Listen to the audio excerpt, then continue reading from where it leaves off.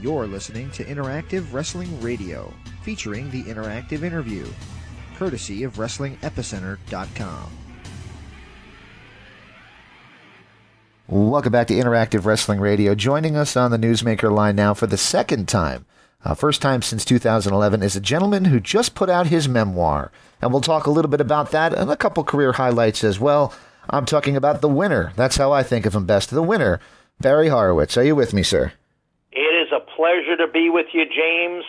And since we've spoken, well, I've had this for a while, but we'll keep it as Mr. Technical Barry Horowitz. Mr. Technical Barry Horowitz. I like that, too. There you go. And the book is out there now. From what I understand, it's doing pretty well on the Amazon charts. What made now the right time to put pen to paper and do your book? Well, this is really cool because you're the first person to interview me and ask me about the book. Before, it was a little bit of hearsay. I've been thinking about this project and journey for 5 years, James. I never put my foot all the way down on the accelerator because of other things were ahead of it. And I knew I could get to it. It wasn't on the priority list. And then I started to investigate more. And then I meet Jason Norman at a meet and greet, a huge meet and greet in Virginia Beach. And he caught my attention with his business card and his savviness, and I decided to call him, and we worked out something, and the project took, I'm going to say, a year, if not better, of constant interviews during the week, 1 to 2 a week, anywhere from 10 minutes. Most we've ever spoke was 30 minutes.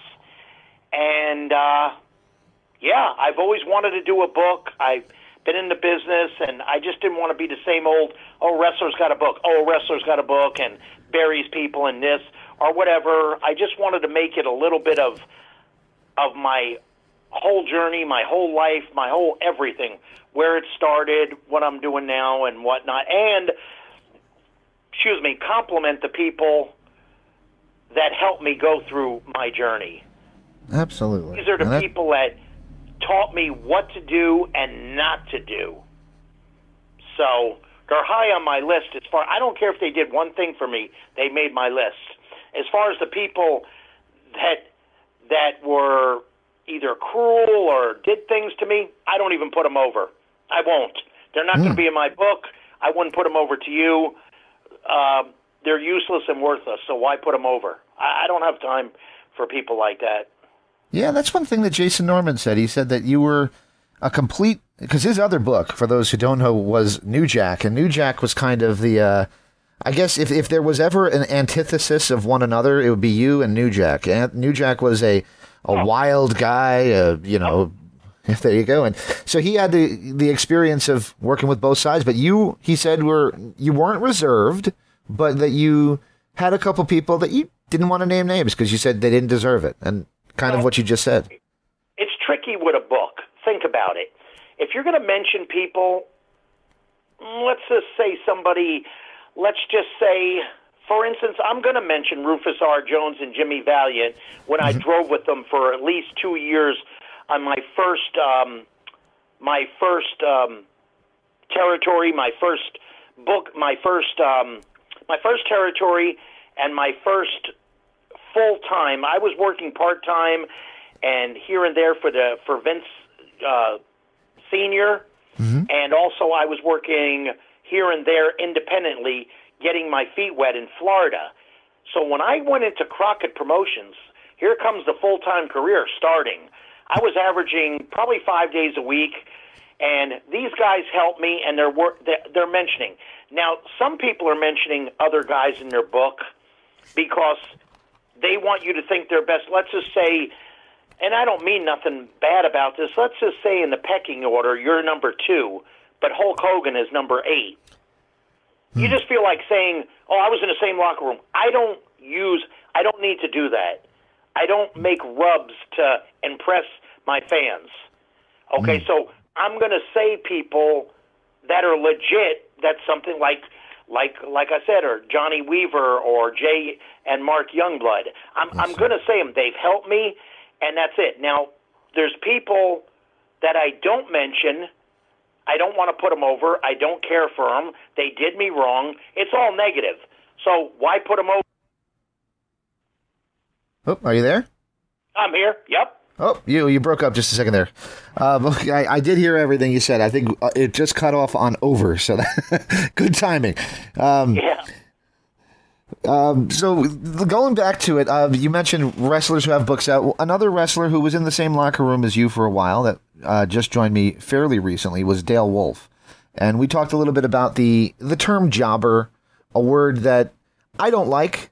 Dustin Rhodes just recently put something out online that he despises the word. But what do you think of that word? And when you kind of started to realize that, though largely that was going to be partially your role was going to be to make stars, how did that make you feel? I've answered this numerous times. I love when Barry, in the business, the pecking order, the totem pole, the spot picking, if I say it, it's wrong, but so Dustin Rhodes said it, or let's just say, I don't know, let's just say Chad Gable said it, or Kurt Angle, it's okay. See, that's where the silliness comes in and the politics of almost every sport, Hollywood, basketball, soccer, and whatnot. I didn't know that Dustin Rhodes said that, and props to him. I've never liked that word. It's wrestling jargon, and the marks think it's cool when they say that, which they have no idea what they're talking about. It's almost they know secret terms and ways. Now, first of all, it's enhancement talent. That's all it is. Or like Tim Horner would say, we're star makers. Now, here's the deal. Here's the deal with enhancement and jobber. Okay, enhancement is myself. What do I mean? I could go out there on Monday Night Raw, and I could work with Kevin Nash for 2 minutes and get him over. Okay? I'm enhancing the match because I know how to work. Could you imagine if you don't know how to work? As big as Kevin is, as savvy as he is, you could ruin his match that day, that night. It takes a village to have a really, really good match. On the same note, let's just say that was one Monday Night Raw. Let's just say the next night is Tuesday night and it's Superstars, but I go out there with Bret Hart or Owen Hart or Brad Armstrong or Tommy Wildfire Rich or any of these technically sound good wrestlers. We're going to have an A-plus match. I'm going to put them over, but when that match is done, ringside, the cheap seats, they're all going to go, man, that was a hell of a wrestling match. Horowitz may have lost, but he almost won. It's competitive. It's just like you would see in boxing, UFC, and in the Olympics. Because I've said it. So that's what enhancement is. What is a blatant, I'll use that word, a blatant jobber? This is my definition. It's a guy, he's not in great shape, the ring attire is so-so. When he's introduced, he's got the job face, which means he don't want to be there. He's there because he's got a good full-time job. He gets extra money. He could tell his friends Monday morning at the water cooler that he put over Tom Zink or Brian Pillman, and he's impressed. Now, what could he do? He was half-ass trained. He could probably bump around like a jumping bean, and that's about it. That's why he's not full-time. That's why he won't go further in his career, and he doesn't have the passion. That's my definition. So if anybody shuns on me, these so-called superstars or top guys, and they look down on me or can't say hello to me or call me that stupid word, they're a mark for themselves. And they should be ashamed of themselves, and it's disrespectful. I've got more ring time and shower time than they got lifetime. I love it. Absolutely. And I interviewed Rip Rogers. Go ahead. I'm sorry. Hey, 1 second. I'm not bragging. I'm not pissed. I'm calling it like it is. If I seen a guy very similar to me, he's not gassed up. He looks good. He could work. He could do holds. He could do this. He's the whole ball of wax, and they don't use him. Well, I would find out through the grapevine, this guy's just not getting a break. Remember now, not everybody could be the lead singer of the rock group. It's impossible. Every match you watch on TV in boxing, UFC, there's going to be a loser. Tom Brady's has lost. Okay? So that's the way it goes. If everybody won, it'd be boring. People wouldn't like that. It's like having a plethora of matches on your card. You got a women's match, you got a tag match, you got a world title match. It's variety. It's very important. So that's how I look at that. And if anybody else is shunning on me, first of all, I really don't care at this point of my career and my age. And maybe, who knows, maybe they're jealous of me. I didn't do the clubbing scene. I don't do any. I'm not there for that. I'm there to compete. See, when I use the professional wrestling, when I think about it and I prepare myself, it's a half shoot to me. I get prepped. The moment I get on that airplane or leave from my house to Albany, New York, or Niagara Falls, I'm on the time clock. What does that mean? Get to the building on time, get your hotel, get your match plan, get warmed up, stretch out, think about your match. You're done. Hey, it's time to get some more sleep. You may have to fly out the next day. It's a job, and do your job. And I treat it like a shoot, but not a total shoot, because then that would be silly. Because it is sports entertainment. Although my promos, I don't say that. I say pro wrestling, I'm a pro wrestler. Very cool. And you always had a cool look. And that's why when I was a kid, and I'm going to make you feel a little old here, I'm 43, and I remember going to the store and buying the trading cards, and there was Barry Horowitz trading cards in the late 80s, and you were on there. You were in the mix with the WWE elites, if you will. I was under contract. I was captain of my team of Survivor Series. I've been at WrestleManias. I did dark matches. I did SummerSlam. I was the Red Knight. I did a commercial for Karate Fighters, promos. I was in the mix. I was at the Slammies, nominated for Shocker of the Year. I mean, pretty good run. Very cool. No, what I was saying earlier, I started to say about Rip Rogers is he mentioned that he got yelled at once because his look was so standing out when he wasn't supposed to be the star. He was supposed to be just making the star. Did you ever get any of that when you did have a look that stood out? You had I'm going to say it, you had cool hair. You had the cool entrance vest before anybody, well, maybe not before anybody, but before everybody was wearing them. You know, you were one of the first. Actually, I'm sure some of the guys, I don't know this for a fact, maybe, maybe I was on second match and they were on fifth. If you're worried about me, all the money you make, maybe we should switch places on the card. Maybe you should learn how to work better. Maybe you should learn how to wrestle. Not all of them. I'm just saying. Okay? Now, as far as that, no, I was never told you can't do this, do that. I do remember, I'll never forget this, my first TV taping for the WWF, Allentown, PA. I mean, everybody and anybody was in that back room, okay? I can go on and on with Mr. Fuji, Mr. Saito, Bob Backlund, Bob Orton Jr., Blackjack Mulligan, Johnny Rods, Jose Estrada, Jimmy Snuka. That's just a few of them, and I don't mean to leave some out.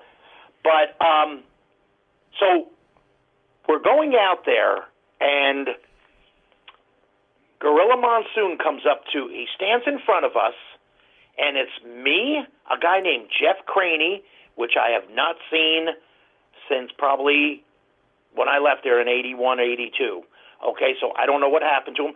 And Bob Bradley, which I think he did do all right, and then the last I heard him, he was in Texas. Bob Superfied Bradley, something like that. But this is what Gorilla Monsoon said. He says, hey, guys, we don't need any superstars. We got them.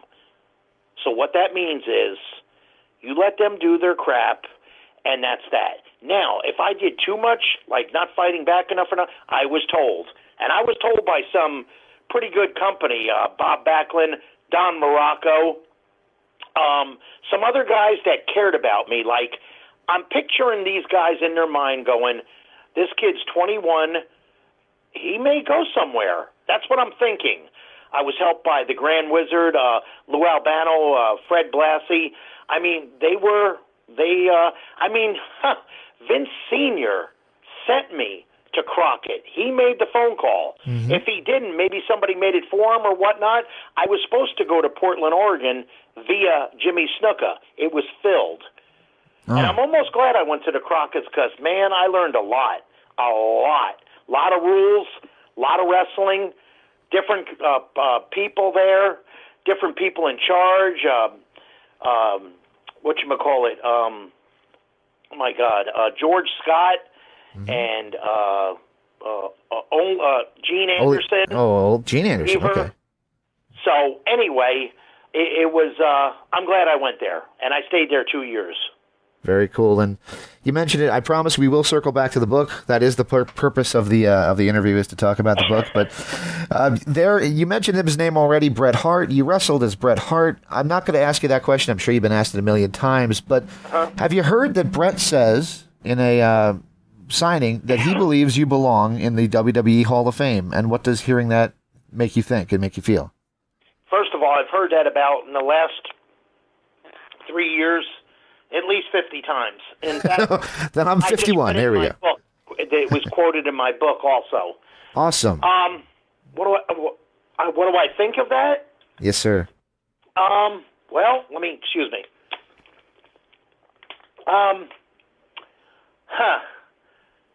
It would be nice to be acknowledged, but I'm sorry. I don't take the Hall of Fame real serious. Excuse me. Some of the people that are there, yes. Some of the people that never laced up boots and just did a commercial for I don't know, Pringles potato chips. Mm-hmm. It makes a joke out of us. But their comeback is we are pro wrestling. So we're a little bit of comedy and this and that. I definitely, if I'm there or not, I know what I did in this business. I've achieved it all on my own. It was my dream. I don't need the Hall of Fame for status. I don't need it. Fans know it, especially the smart fans. You know it, and other people that are savvy. I think I heard so-called superstar, I won't mention his name because I probably don't remember him, but, hey, where is that Hall of Fame? And I think the guy said, I think it's in Vince's head. That's true. Well, not anymore. Not anymore, it's not, but it was for a long time. That's for sure. You can tell when they can't think of somebody and they got to just add to the mix. You can just tell, hey, he's quick. What that's called is a quick fill-in. Yeah. I agree, and while we're on this, I'll just say it right now. You did all these gimmicks on TV and Raw, and some of the stuff was ha-ha and gaga. Some of it didn't make sense. Some of it lasted 2 weeks. Some of it you pushed a guy for 2 months. His third month, you fired him. So basically, that's a waste of money. But God forbid you make only part of it, maybe an hour, maybe a half hour, enhancement talent, Hall of Fame. Let me tell you something. Why don't they try it? They got nothing to lose. And let me tell you something. There is people out there, fans out there, that are into that. And I've had them come up to my table and say, I'd rather watch you than watch so-and-so. Why? Well, you wrestle more. See, there's your historians. There's your people like me as a fan when I was a fan. I didn't want to see punch, kick, yell at the people, clothesline, start over. Well, that's not a versatile wrestler. That's a guy with 3 moves. That's called limited. I agree. One of my favorite runs that you had was with Global. I really am a Global guy, as you can tell by the fact that off air we were talking about Rod Price. You were used well in Global. You were used very well in Global. In fact, I think Eddie Gilbert, when he had the book, if I can be so bold as to say so, really kind of gave you the chance to show who you are. What was your experience like in Global, and how does that rank in when you think back at the career highlights that you had? Oh, it ranks high. They treated me well. I liked the situation I was in. I liked how they did everything as far as travel, hotels, the venue, the plethora of good wrestlers there. Actually, no complaints at all. None. Yeah, I mean, you got your heres and theres, but that comes with the territory. As far as, like, major, my only regret was I wish I was there longer. That's it. That was kind of my question is when you left right around the same time that Eddie left and a lot of guys left. And that summer shows after you guys all left were pretty barren. And I don't just mean from the talent's perspective. The crowd was empty, too. What happened? Like, did something happen backstage that kind of cleared everything out? That's a good question. I have no idea.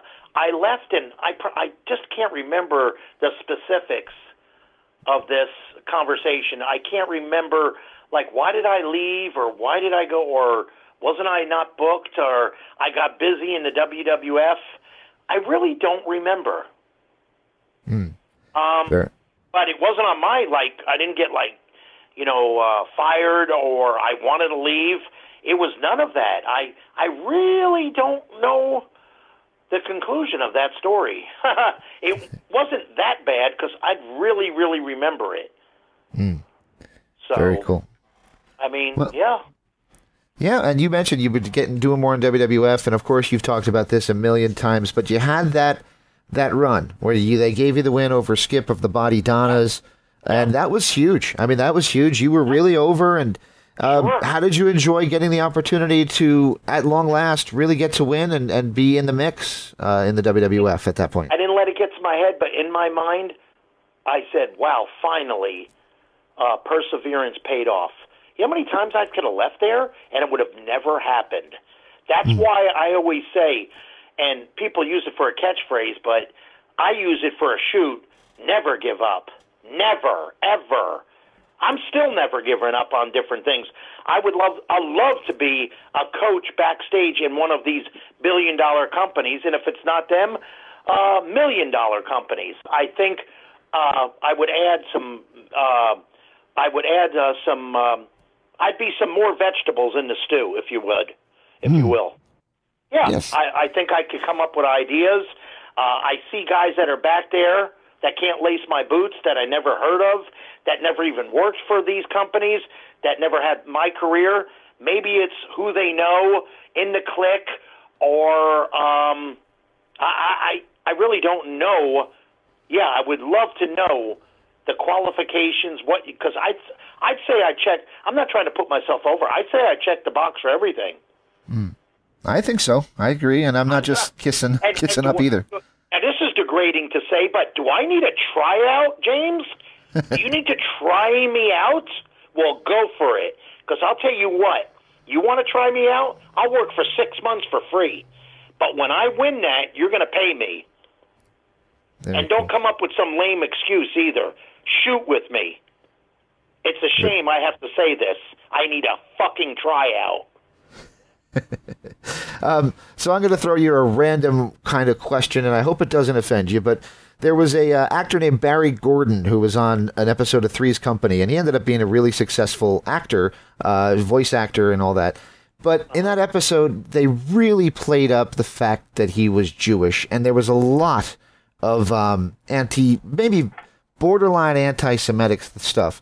With the WWE push, they did use Have Nagila as your theme song and all that, and they Star of David. Do you feel that they were just playing up to the fact that everybody had to be larger than life, or was there a little bit of dirty stuff going on with that?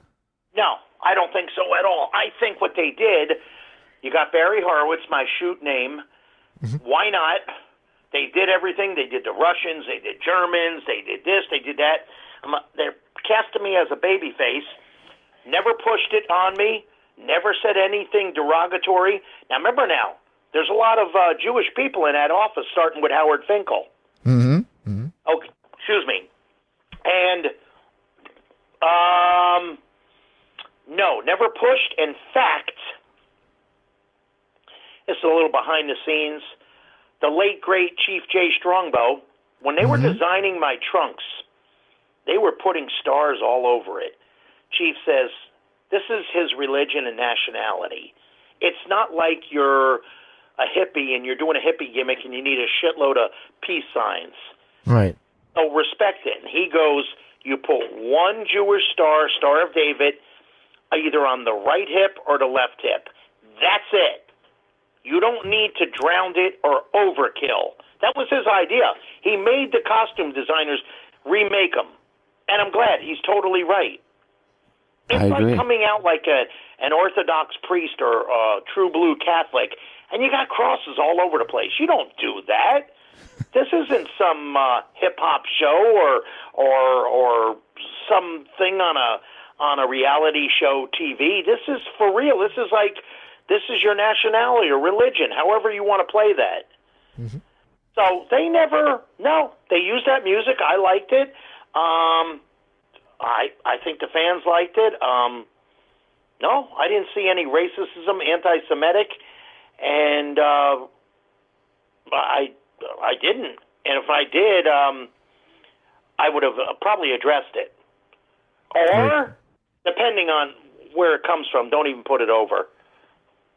There you go. You know that old saying, James, when you were 6, 7 years old, sticks and stones break my bones, blah, blah. Basically, in adult life, especially pro wrestling, that's what our code name is, don't put it over. Yep. You're not being a coward. You're not afraid. You're smart. There you Think go. about that. Even in life. Yep. That's Even in life. Unless somebody's trying to kill me or hurt me or my family or my money or something of that sort, then I'm going to have to jump and go, even if I lose. Yeah. So you got a run in WCW, and obviously you were there before, but when you came back, it was the NWO, and WCW at that time was on par with, even beating WWE in some levels. From a guy who worked for both companies, did you feel that the structure was there for WCW, or working there, could you tell that this was not as well put together as the WWE and might not last as long? I didn't know about the lasting long, but not well put together like the WWE. Definitely not. A little bit too loose. Tighten up the reins in certain people, powers to be. Yeah, but that's not my call. As long as I'm wrestling and I'm working there, I'm very happy and to do my job. So, well, did I agree with all of the stuff? Not really. But what are you going to do? That's in every walk-in genre of life. Very good. Well, you retired full-time from pro wrestling around 2003, but you've had some matches since. We saw you on TNA Impact Wrestling against Johnny Swinger, a good guy, and you also against Joey Janela. Basically, how do you enjoy still getting in the ring, and is that something you're thinking about continuing to do, or are you pretty much done with that now? I'm pretty much done with it. See, here's my deal. I was not even wanting to go back in the ring, and this promoter told me, hey, you look decent. If you could pat yourself on the back, that's all the people want to see. Do a couple things, he says. But to do what I used to do with Owen Hart and a plethora of young baby faces in this business, Rick Martel, I mean, all these people, you know, the leapfrogs, the drop kicks, the arm drags, the fancy suplexes, I'm not going to be able to do those no more. Number one, I'm injured a little bit. You just can't see it. And if you're not injured after a career since 1981, then you didn't work hard in the ring, and you're not going to have a job. Now, granted, these are all natural injuries. These aren't jumping off cages or into glass boxes or, you know, things of that nature. Mm-hmm. Okay? And that's not my forte anyway. I'm a wrestler. I emphasize wrestler. Okay? But I'm a pro wrestler, and I've been in some hardcore match, did this, and that, but it's not my deal. I don't need to do that because I know how to wrestle. Now, that's great that people do tables, ladders, and chairs, and they light the rings on fire in Japan. That's their deal. But I'd like to see them do my deal, because I can't do their deal. Well, actually, I could. I just throw myself off a building and hope I live. Catch myself on fire, hope I don't get burned. But to do my moves and executions and submissions and the rope work, good luck with that, because I've been trained by the best and trained for a long time. Absolutely. that kind of leads me to my next question: is do you still watch any of the products, and what do you think of what passes as pro wrestling these days? Well, I do watch now. I watch when I'm flipping the channels.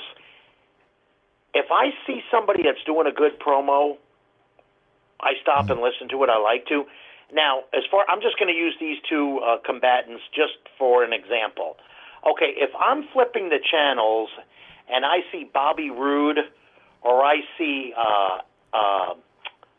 Kazarian, or if I see Kurt Angle or Chad Gable, and there's others like that, and they're having a back-and-forth match, working the holes, exchanging, this, and that, not repeating, not going by the match that was right before them, I'm stopping and watching because I love to just look at it and see different little things. And I could actually critique it. Like if I was a coach, I know, I'm pretty meticulous about it, and I did it to myself too. And I'm sure people could critique my match, especially when you're on Monday Night Raw and you're supposed to go 5 minutes and they tell you to go home in 1 minute. Oh, boy. That kind of sucks because it just ruins everything and you're rushed and it looks rushed and you don't want that. And I don't think they do that too much. So that's good. That's good. Very good. So, go ahead. I'm sorry. I didn't mean to step on you. Oh, by the way, I'm sorry. I didn't mean to interrupt you. But, yeah, you're right about flipping the channels and whatnot. Now if American Idol are on, or The Voice, or the Housewives of Orange County, it's State of Wrestling. Choose anything but. Oh, little secret, or anything to do with country music, especially the award shows. Yeah, that's one of the cool stories you told me the last time around. Is you and Tojo Yamamoto in the car, fighting over the radio. Yep. Well, we weren't really. He's a veteran, and I'm in the back seat, and I couldn't stand it. It was driving me crazy because I was listening to 80s rock in the gym, and I still do. So do I. I got hooked on it in like months, and I've been a country music fan since '87. Wow. And I thank Tojo for that because I love country music. It tells a story. I just love the clever writing. Oh, it gets my attention in a heartbeat. The videos, the award shows. Oh, yeah, I love it. Love it. Plus, I was in a #1 country music video. Oh, which one? If you don't mind me asking. Discuss that, but it was 1995 Song of the Year, Video of the Year, and this guy was in the top 10 until he passed away from COVID a few years ago. The great late Joe Diffie, Pickup Man. Wow. See, if you look at the video, you'll see me in there. I'm about 4 or 5 times. I got the Billy Ray haircut, the black tank top, the jeans, the boots. We're out in a deserted,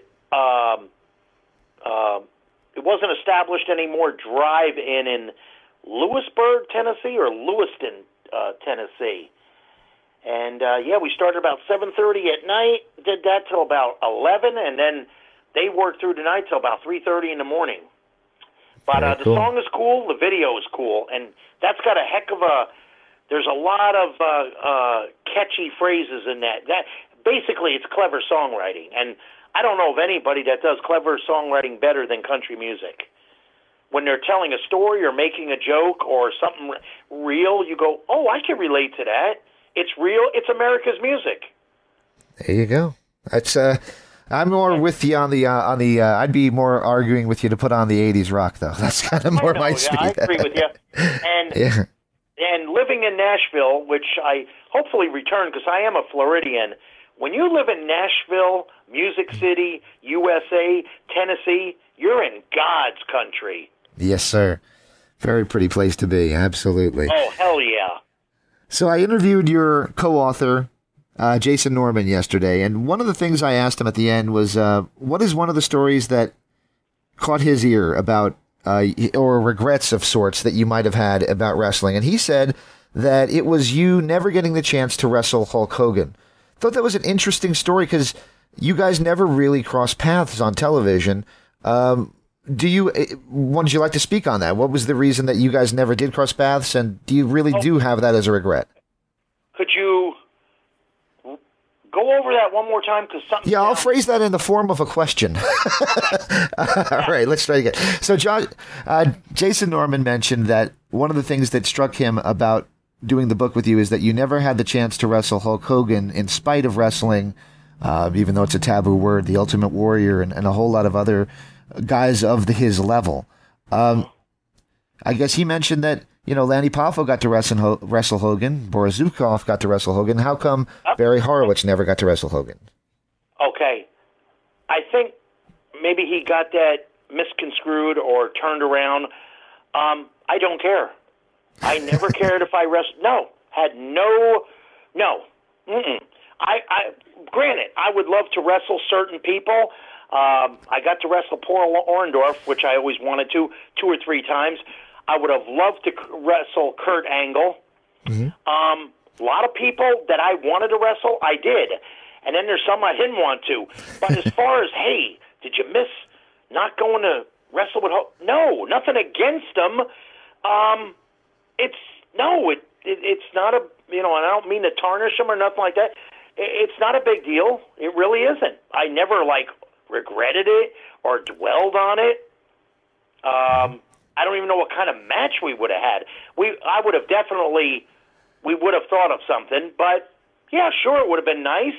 But do I regret it? No, No, I don't think nothing of it. And it's nothing against him, and it's not like this I don't care attitude. It's just the way it goes. Very cool. I'm going to take the politics out of it because that's the easiest way to lose friends is to talk politics. But what do you think of the fact that Hulk is still a huge star in, Madison Square Garden and the crowd still reacting to him and outside of even the wrestling world? What do I think of it? Yeah, how do you think that Hulk Hogan 40 years later is still the man? Oh, I love it. He deserves it. He keeps relevant with everything. I mean, at one time we thought he was going to lose it all as far as finances, this and that. He got a second chance. Yeah. I mean, I'm not going to go into the political circle with that and give my opinion, stuff like that. Whatever he did and whatnot, it's 2 different people. I wouldn't have did it, but that's another story. As far as him as a person, I've always got along with him. He's always been polite to me, kind to me. I hardly ever see him, even though he probably lives 45 minutes from me. Never bump into him at that end of the town in Florida. Mm-hmm. And I hardly bump into anybody, really. I'm on my own little island here, I guess. I don't know. But no regrets. I respect Hulk Hogan a lot. Very cool. Well, we're going to circle right back to that book now, which we said we would. And the book is out now. And like you mentioned at the very beginning, you were kind of more of a private person. A lot of the wrestlers we know about, their ex-wives and all this kind of stuff. Is there any surprises in this book? And what might a fan of yours for 40 years, which I am, learn about you that I maybe didn't learn before? Oh, well, they probably learn about my passion, my love for my family, some personal things, maybe just a few personal things. I would never let, so to speak, the curtain fall to the floor. I'll let you peek behind it a little bit, but that's just professionalism and common courtesy and just respect. About my country music things, about my amateur background, which I never boasted about in the locker room. Granted, I'm not Kurt Angle, I'm not Scott Steiner, I'm not Brock Lesnar. I was a good high school wrestler. I went to FSU and wrestled in college, dropped out after 2 years because I had a chance to turn pro. And I don't know if I stayed there 4 years, it would have happened. And what was more of my dream? And I needed to make some money. Money, big money, decent money, fast. So, yeah, I think that's what they're going to find out. Maybe my passion for training and wrestling and in and out of the squared circle, working out, dieting, just different little things that maybe they didn't know. I never bragged about my amateur career any time in the locker room. it was mostly that locker room was to change my clothes. I would talk to a few people, get warmed up, get stretched, and perform and compete.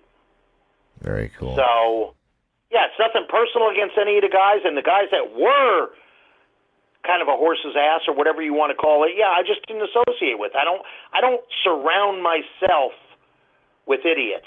I'm not going to do it. I am a leader, not a follower, and I'm not following you into hell. I love it. Or That's prison. awesome. Or death. Or death. That's right. Yeah. Yep. There's enough of those guys, unfortunately. All right. Well, final question is, where can people pick up the book? Okay. Well, now that we had a full interview, James.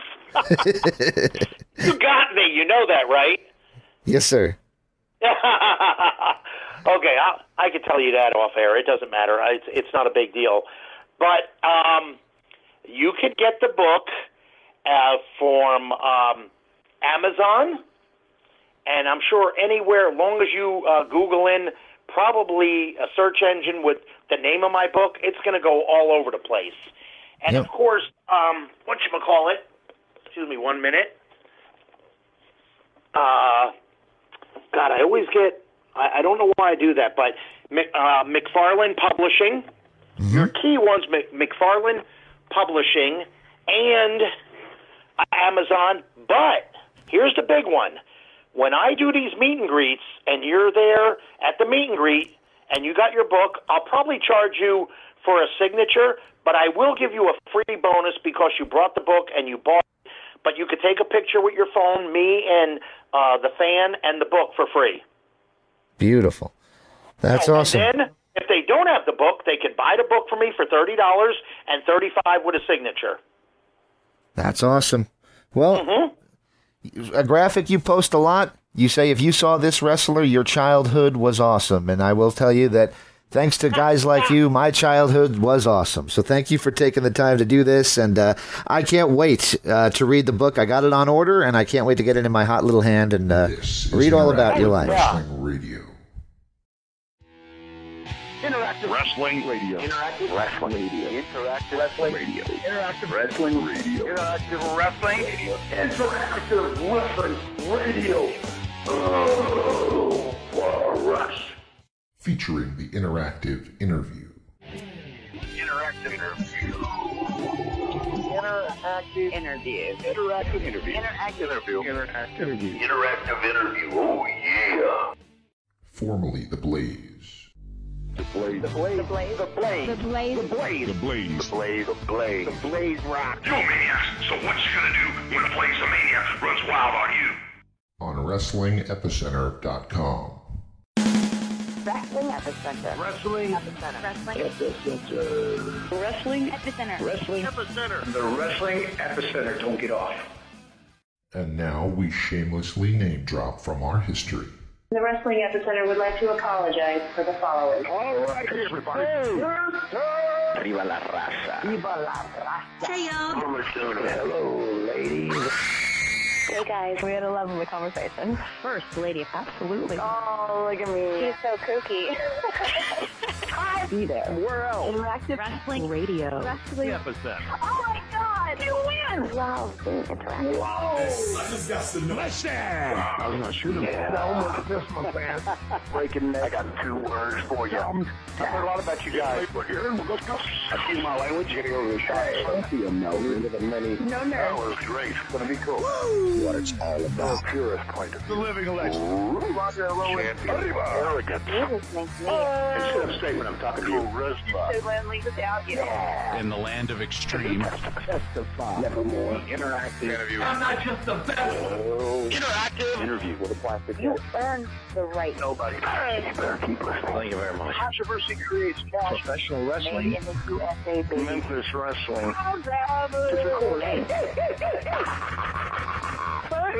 The guy on fire. I'm not going to talk to you, dummy. We were sexy. What a show. The one and only. Interactive Wrestling Radio. Wrestling Epicenter. Interactive interview. We took care of the business. This isn't ballet. We are huge with this whole You're where it's at. You better recognize who's the best. If you're smart, make sure to tune in each and every week. I'll come out of your computer, knock down your door, and turn it on for you. or else I'm going to kick your stinking teeth in. And that's the bottom line. TikTok. Have a nice day. It's showtime! Don't forget to like and subscribe.